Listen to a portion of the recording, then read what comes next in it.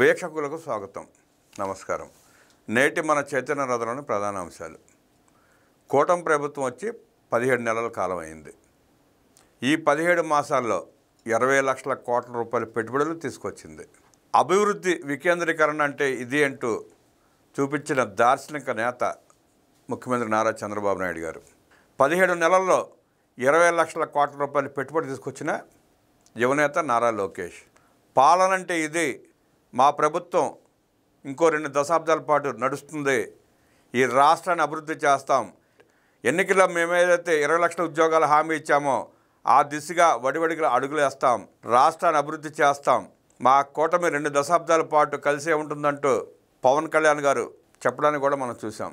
కూటమి ప్రభుత్వం తీసుకుంటున్న శరవేగమైన చర్యలు, తీసుకొస్తున్న పెట్టుబడులు ప్రపంచం అంతా ఆంధ్రప్రదేశ్ వైపు చూసేలా చేస్తున్న ముఖ్యమంత్రి నారా చంద్రబాబు నాయుడు గారు నిరంతరం కష్టపడి పనిచేస్తా భారీ పరిశ్రమలు, పెద్ద పెద్ద ఐటీ కంపెనీలను రాష్ట్రానికి తీసుకొస్తూ యువతకు భరోసా ఇస్తూ ప్రజలకు సంక్షేమ కార్యక్రమాలను అందిస్తూ అభివృద్ధి కార్యక్రమాలు చేస్తూ ఆహా అని రాష్ట్ర ప్రజలు అనుకునేలా చేస్తూ ఉంటే, ఇంకొక పక్క జగన్ రెడ్డి దొంగల ముఠ రాష్ట్రానికి వస్తున్న పరిశ్రమలను చూసి, అభివృద్ధిని చూసి, ఇస్తున్న సంక్షేమ కార్యక్రమాలను చూసి కడుపు మంటతో రాష్ట్రం బాగుపడిపోతుందేమోనన్న బాధతో, దుర్బుద్ధితో, ప్రజలు సుఖశాంతులతో జీవనం సాగిస్తున్నారన్న కుళ్ళు బుద్ధితో, కుట్రలతో జగన్ రెడ్డి ముఠ ఎలా పిల్ల సచ్చిన కోతిలాగా పడి ఏడుస్తోందో కూడా చూస్తున్నాం.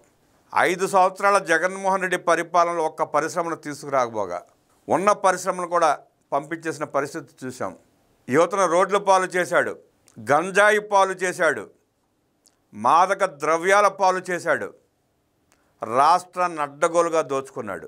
కొంతమంది యువతని మత్తులో ముంచి వాళ్ళ చేత అవాకులు చెవాకులు పేలిస్తా, దాడులు చేపిస్తా ప్రజల దృష్టిని మళ్లించి రాష్ట్రాన్ని ఎంత సర్వనాశనం చేశాడో, ఎన్ని లక్షల కోట్ల రూపాయలు దోచుకున్నాడో గత 5 ఏళ్లలో చూసాం.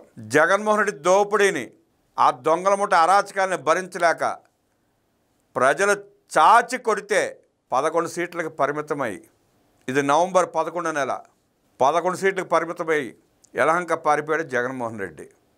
పాలకుడు అంటే రాష్ట్రాన్ని అభివృద్ధి చేసే దిశగా ఆలోచన చేయాలి, ప్రజలను బాగు చేసే దిశగా ఆలోచన చేయాలి, యువతకు ఉద్యోగాలు కల్పించే దిశగా ఆలోచన చేయాలి.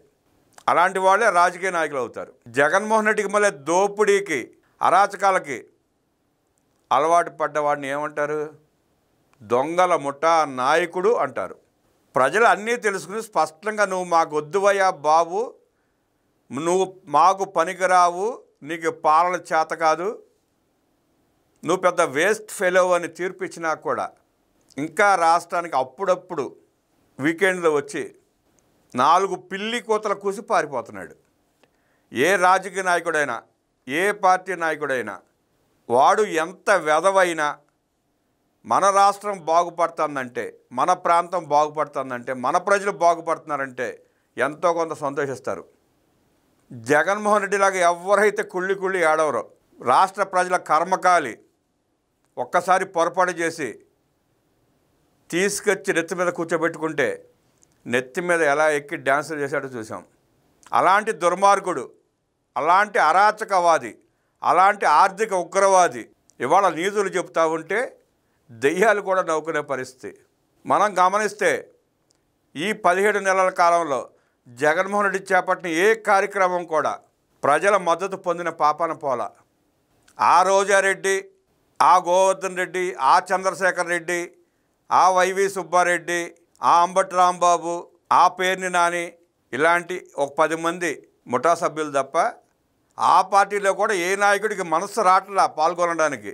జగన్మోహన్ రెడ్డి పిలిపించిన కార్యక్రమాలు చేపట్టడానికి ఆ పార్టీలో ఉన్న మిగతా నాయకులు కూడా మనసు రాక, కూటమి ప్రభుత్వం అభివృద్ధి బ్రహ్మాండంగా చేస్తుంది, మనం రోడ్డు మీదకి వెళ్తే ప్రజలు మన ముఖాన ఓస్తారన్న భయంతో ఎక్కడికక్కడ ఎవరికాలు సర్దుకుంటే, ఈ 10 మంది ముఠా సభ్యులు జగన్మోహన్ రెడ్డి దోపిడీలో పాల్గొన్న ఆ కొద్ది మంది మాత్రమే వెలుగులోకి వస్తున్న కేసులు, వాళ్ళ అక్రమాల చిట్టా బయటపడుతున్న సందర్భంగా ప్రజల దృష్టి మళ్లించడానికి పిచ్చి కార్యక్రమాలు తీసుకుని రోడ్డు మీదకి వస్తే ప్రజలు ఎలా చీ కొడుతున్నారో, ఎలా తరిమి కొడుతున్నారో చూస్తున్నాం.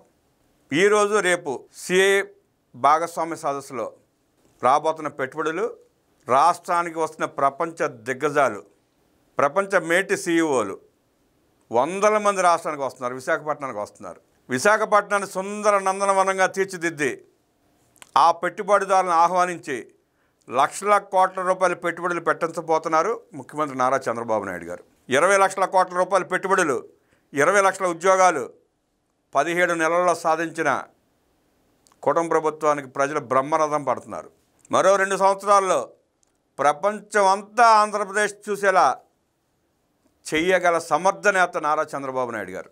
జగన్మోహన్ రెడ్డి రాష్ట్రాన్ని సర్వనాశనం చేసి ఐసీయూలో పెట్టి పారిపోతే ఐసీలోంచి బయటికి తీసుకొచ్చి ఆ పసికొన్న సాకుత 17 మాసాల్లో నడక నేర్పించి, మాటలు నేర్పించి సంపద సృష్టిస్తున్న చంద్రబాబు నాయుడు గారికి దేశ రాజకీయ నాయకులంతా జై జైలు పలుకుతున్నారు.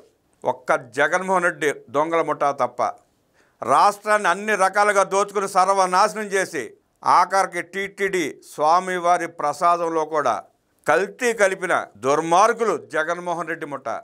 టీటీడీ ఆస్తులను దోచుకున్న దొంగలు జగన్మోహన్ రెడ్డి ముఠ.